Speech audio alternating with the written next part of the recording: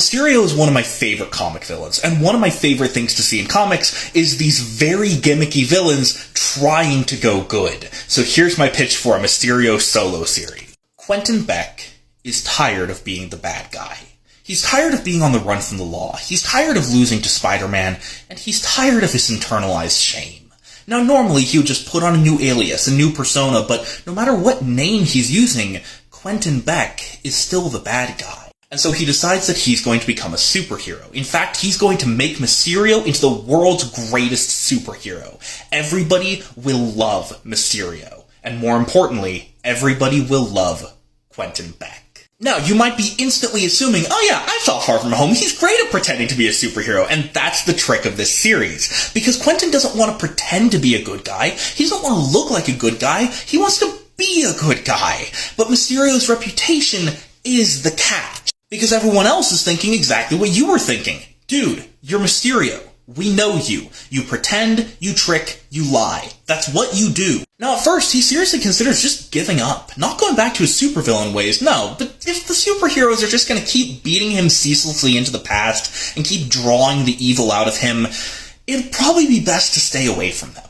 Just stay home, patent some inventions, use them to fund some indie movies, and open up the greatest Halloween store ever. But then he decides, no. Mysterio is and always was the master of perception. If I cannot convince them that I am truly the good guy that I am becoming, then what was the point of being Mysterio in the first place? Now, he's not pretending to have superpowers. He's Mysterio. Everyone knows he's an illusionist. So he decides to lean into what he does best, and use his knowledge of the criminal underworld, his understanding of how criminals think, and most of all, his illusions, to be the greatest superhero of all time.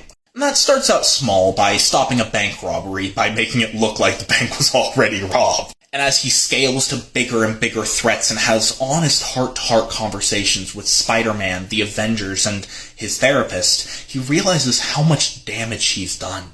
Some of it irreversible. He has left permanent scars on Peter's mind. But some of it, maybe he can fix. And so part of his work to become the world's greatest superhero is to fix the damage that he's done because of his own sins. Until in the climax of the book, the Avengers allow him to help them defeat Loki. But he doesn't do it by creating illusions. No, he's not going to create better illusions than Loki.